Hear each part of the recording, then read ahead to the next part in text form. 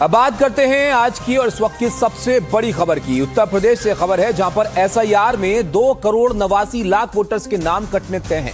UP में अब SIR की तारीख भी नहीं बढ़ाई जाएगी और 31 दिसंबर को एसआईआर का जो फाइनल ड्राफ्ट है वो यहां पर आएगा, जिसमें ये पुख्ता हो जाएगा कि कितने वोटर्स इस बार वोटर लिस्ट से कटने जा रहे हैं। बताया जा रहा है कि एसआईआर में सबसे ज्यादा नाम लखनऊ और गाजियाबाद में कटे हैं। 30% नाम लखनऊ से कटे हैं। पिछले 14 दिन में सिर्फ 2 लाख नए नाम एसआईआर में जुड़े हैं और ये जो जानकारी यहां पर निकल कर आ रही है उसके मुताबिक करीब 3 करोड़ वोटर सब इस लिस्ट से यहां पर कटने जा रहे हैं। तो बड़ा नंबर है जिसको लेकर उत्तर प्रदेश में जमकर सियासत भी हुई है। अब इन करीब 3 करोड़ वोटर्स के नाम कटने से किसको नुकसान होगा, क्या असर होगा उत्तर प्रदेश की सियासत में, ये यहां पर देखना होगा। 2027 के चुनाव पर कौन सी पार्टी की फिक्र यहां पर बढ़ जाएगी, इससे ये बहुत महत्वपूर्ण हो जाता है। लेकिन सियासत का एक बड़ा मुद्दा है ये, और इसको लेकर जमकर सियासत भी यहां पर हो रही है। अब आप ये देखिए कि इन 3 करोड़ वोटर का 2027 पर सीधा असर अगर पड़ेगा तो वो किस तरह से पड़ेगा। यूपी में करीब 2,89,00,000 वोटर के नाम जो है वो कटने की आशंका यहां पर अब साफ दिख रही है। यूपी में एसआईआर प्रक्रिया की तारीख भी अब नहीं बढ़ेगी, ये भी यहां पर साफ है। 31 दिसंबर वो तारीख है जब एसआईआर का ड्राफ्ट, फाइनल ड्राफ्ट यहां पर सामने आएगा। लखनऊ, गाजियाबाद में सबसे ज्यादा नाम कट सकते हैं, ये फिलहाल संभावना यहां पर दिख रही है। लखनऊ में करीब 30% वोटर्स के नाम कट सकते हैं सूत्रों के मुताबिक। बड़ा नंबर है, 30%। आप समझ रहे हैं, हर तीसरा नाम जो है वो वोटर लिस्ट में से हट सकता है। तो ये बड़ा अपडेट है एसआईआर को लेकर। अजय दुबे हमारे साथ हैं। अजय, देखिए, एक बड़ा नंबर पहले भी सामने आया था, लेकिन फिक्र की बात यह है कि पिछले 14 दिन में कुछ ज्यादा खास नाम जुड़े नहीं है एसआईआर की लिस्ट में, और करीब 3 करोड़ वोटर इस लिस्ट से हट सकते हैं। जरा बताइए किसके लिए ये एक बड़ा धक्का हो सकता है आने वाले चुनाव से पहले।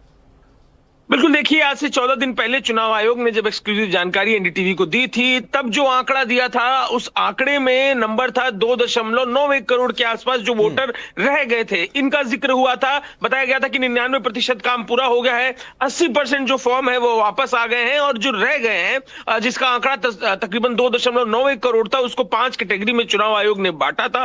और अगले 14 दिनों में, जो 14 दिन पिछले गुजरे हैं, अब जो आखिरी आंकड़ा है वो 2.89 करोड़ का है, जिनका नाम इस सूची से कटेगा। ये कटने की पूरी प्रक्रिया इस चुनाव आयोग ने पूरी जो जानकारी एक्सक्लूसिवली एनडीटीवी को दी है, उसमें महत्वपूर्ण बात यह है कि 30% का आंकड़ा एक बड़ा नंबर है, जो लखनऊ और गाजियाबाद, इन 2 शहरों में वोटर्स की संख्या कम होगी। 30% का ये आंकड़ा है। और इसका कारण क्या बताया जा रहा है? कारण ये है कि तमाम जो पूरे प्रदेश के रहने वाले लोग हैं, प्रवासी तौर पर लखनऊ जो प्रदेश की राजधानी है उसमें रहते हैं, और चुनाव आयोग की तरफ से जो कार्ड है, जो वोटिंग का कार्ड है, कई लोगों ने इनमें अपने ग्रामीण क्षेत्रों में भी बनवा रखा है, राजधानी में भी बना रखा है। तो अब तमाम लोगों ने चुना है कि अपने ग्रामीण क्षेत्र के ही कार्ड को माने रखेंगे। और अच्छा, लखनऊ का जो बात और बताइए, क्योंकि देखिए लखनऊ वो शहर हो सकता है जहां पर सबसे ज्यादा वोटर जो है वो कटे जब ये ड्राफ्ट फाइनल होगा यहां पर, तो लेकिन ये जो नंबर है ये अपने आप में बहुत बड़ा है। इसका अगर हम ब्रेकअप देखें तो सबसे ज्यादा तादाद किनकी है? जिनकी मृत्यु हो चुकी है वो लोग हैं, या जो लोग प्रवासी हो चुके हैं, दूसरी जगह पर शिफ्ट हो गए हैं, वो लोग हैं? देखिए, जब पिछली दफा चुनाव आयोग ने अपनी जानकारी दी थी तो जो फॉर्म वापस नहीं आए उनको 5 कैटेगरीज में बांटा था। इस बार जो अभी कल के दिन जब आधिकारिक तौर पर जानकारियां बाहर निकल के आएंगी तो वो बताएंगे चुनाव आयोग के जो चीफ इलेक्टोरल ऑफिसर हैं यहाँ पर कि किस तरह के प्रवृत्ति के लोग हैं। क्या ये रिपीटेटिव फॉर्म वाले लोग हैं जिनके दो जो है कार्ड पहले से इशू थे, या फिर इनमें तमाम वो लोग हैं जो मृतक है? तो क्लैरिटी ये भी देखना होगा। बहुत महत्वपूर्ण हो जाएगा अजय ये कि किस तरह के लोग हैं जिनके नाम यहां पर कटेंगे। 2,89,00,000 के नंबर है जो वोटर लिस्ट से हट सकता है। आप रहेगा हमारे साथ अजय। भाई, ये भी आप देखिए कि एसआईआर में वोट कटने पर अखिलेश यादव अब तंज कर रहे हैं। उन्होंने यहां पर कहा है कि बीजेपी अपने खोदे गड्ढे में ही यहां पर गिर गई है, बीजेपी दहाई का आंकड़ा पार नहीं कर पाएगी, यह अखिलेश यादव का यहां पर कहना है। और उनके हिसाब से हर सीट पर बीजेपी के करीब 61,000 वोट यहां पर कम होंगे। तो ये जो वोटर हटने वाले हैं, इसको लेकर अब समाजवादी पार्टी निशाना बीजेपी पर साध रही है और अखिलेश यादव इस पर तंज कस रहे हैं।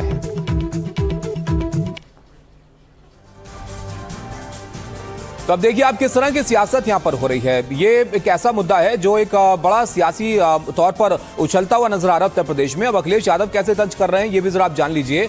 यूपी में एसआईआर में जैसे कि हमने आपको बताया 2,89,00,000 वोटर्स हैं जिनके नाम इस बार कट सकते हैं और इसमें से सीएम के अपने 85 से 90% वोट कटे हैं। ये अखिलेश यादव यहां पर कह रहे हैं। अब किस हिसाब से ये वो दावा यहां पर कर रहे हैं, तंज कर रहे हैं, ये तो यहां पर देखना होगा, लेकिन सीधा बीजेपी पर निशाना उनका है। 2,89,00,000 जो वोटर्स हैं उसमें अगर 85% भी माने तो आंकड़ा 2,45,00,000 हो जाता है और 403 सीट के हिसाब से हर सीट पर करीब करीब 61,000 वोट यहां पर कम हो जाएंगे और हर सीट पर बीजेपी के 61,000 वोट यहां पर कम होने वाले हैं। ये अखिलेश यादव की तरफ से अनुमान है। बीजेपी दाई का आंकड़ा भी पार नहीं कर पाएगी, ये वो यहां पर कह रहे हैं। भाजपाई एसआईआर ने अपने खोदे गड्ढे में ही बीजेपी को यहां पर गिरा दिया है और बीजेपी में आपसी लड़ाई अब खुलकर सामने आ रही है।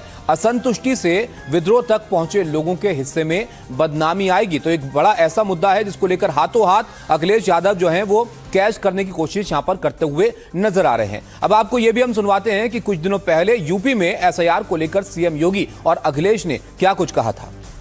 जो भी युवा 18 वर्ष का होगा वह मतदाता बनने का हकदार होगा। यह संख्या बढ़नी चाहिए 15 करोड़ 44 लाख से 16 करोड़ तक, लेकिन ये संख्या बढ़ी नहीं है, घटी है।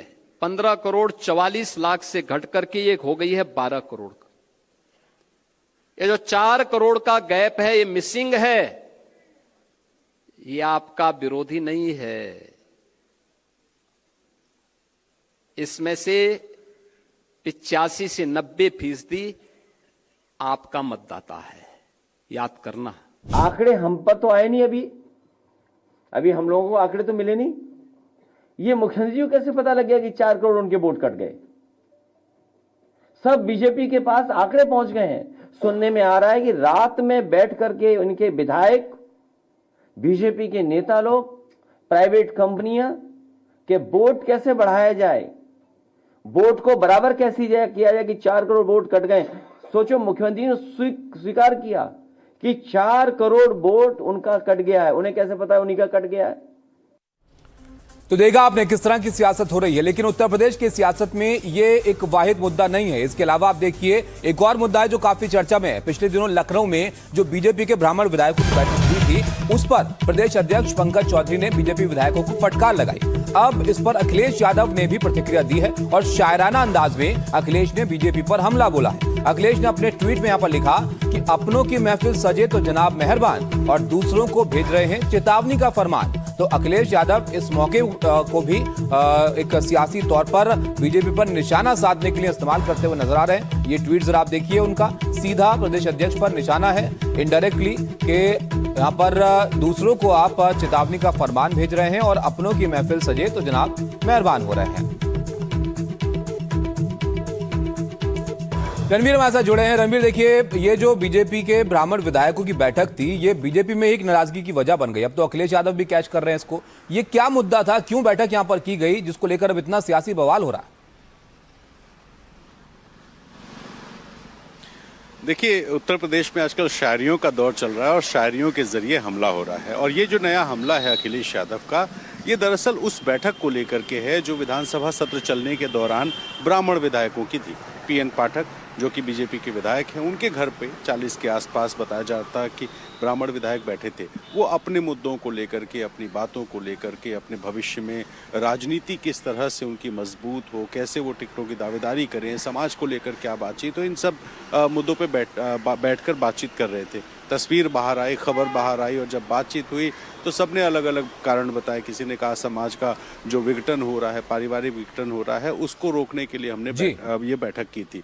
लेकिन इस पे जो विपक्ष है, समाजवादी पार्टी खास तौर पे, वो पूछ रहा है कि जब क्षत्रियों की बैठक हुई थी, जब राजपूत समाज के विधायक इस तरह से बैठे थे, तब बीजेपी ने नोटिस क्यों नहीं जारी किया? क्यों नहीं नोटिस तब जारी किया जब दूसरे समाज के लोग बैठे हुए थे? सिर्फ ब्राह्मणों पे ही निशाना क्यों? और ये जो सवाल है, ये सवाल पूछ करके एक तरह से ब्राह्मणों ब्राह्मणों को उकसाया जा रहा है, बताया जा रहा है कि देखिए साहब, अगर क्षत्रिय बैठक करेगा, कोई ओबीसी बैठक करेगा, कोई दलित बैठक करेगा तो सवाल नहीं पूछा जाएगा, लेकिन अगर कोई ब्राह्मण बैठक करेगा तो उसको नोटिस जारी की जाएगी, उसको अनुशासनहीनता कही जाएगी, डिसिप्लिन कहा जाएगा। तो इस तरह से विपक्ष को एक नया मुद्दा मिल गया है और इसीलिए अखिलेश यादव अपनों परायों की जो बात कर रहे हैं उसमें वो बार बार इशारा करने की कोशिश कर रहे हैं कि जो क्षत्रियों की बड़ी बैठक हुई थी कुछ महीने पहले, जिसमें बागी विधायक भी समाजवादी पार्टी के थे, उसमें कई और विधायक बैठे हुए थे, तब क्यों नहीं सवाल उठे थे, क्यों नहीं नोटिस जारी हुआ था और क्यों अब ब्राह्मणों के साथ इस तरह से हो रहा है। तो ये मुद्दा है। फिलहाल बीजेपी ने इस मामले पे चुप्पी साध रखी है। ये कह रहे हैं कि अखिलेश यादव या समाजवादी पार्टी तुष्टीकरण की राजनीति करते हैं, लेकिन जो ये ब्राह्मणों वाला मुद्दा है ये कम से कम उत्तर प्रदेश की राजनीति में इस वक्त सबसे गर्म मुद्दा है। और लग रहा है कि बड़ी सियासत भी इस पर होती हुई दिखेगी आने वाले वक्त में रणवीर, क्योंकि बीजेपी के अंदर ही नाराजगी है। प्रदेश अध्यक्ष खुद यहां पर नसीहत जो है वो दे चुके हैं इस मामले को लेकर। बहुत शुक्रिया रणवीर आपका सब जानकारी के लिए। अब आप देखिए, उत्तर प्रदेश में विधानसभा चुनाव होने के करीब 1.5 साल का वक्त जो है इसमें बचा है, लेकिन सियासी दावपेच अभी से शुरू हो गए। सियासी शतरंज की बिसात पर अपनी अपनी गोटियां जो है वो बिछा रहे हैं तमाम नेता। नया शिगुफा ब्राह्मण राजनीति को लेकर यहां पर देखने को मिल रहा है। ये रिपोर्ट जरा आप देखिए।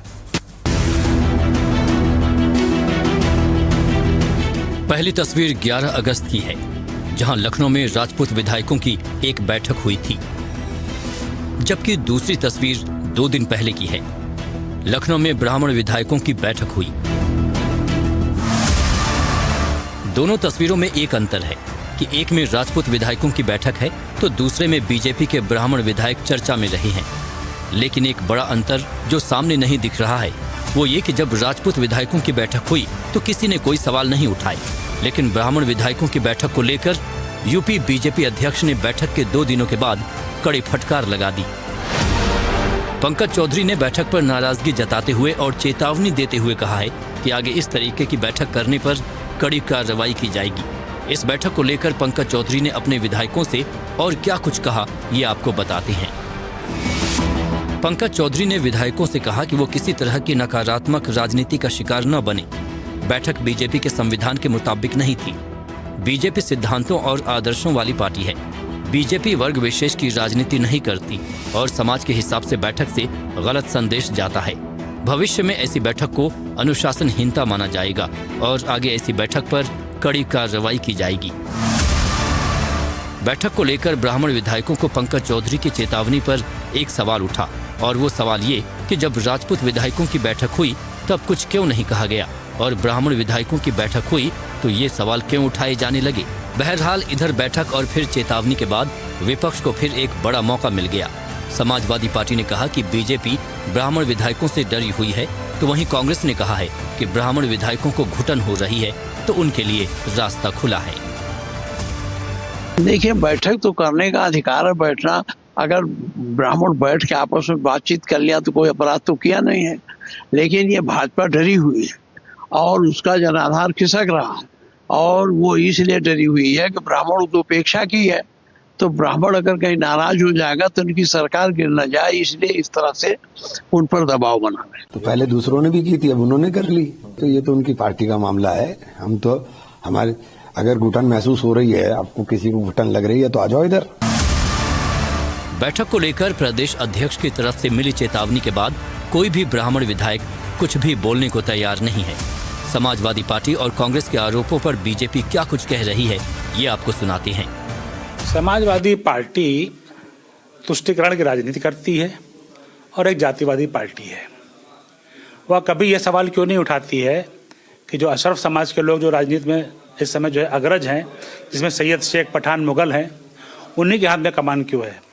क्यों नहीं अजलाफ के बारे में बात होती है? क्यों नहीं अरजाल के बारे में बात होती है, जिसमें अंसारी, कुरैशी, मंसूरी, सलमानी, रंगरेज, लोहार, हलाल खोर, मेहतर, भंगी, मोची, डोम, उनकी बात क्यों नहीं करते हैं?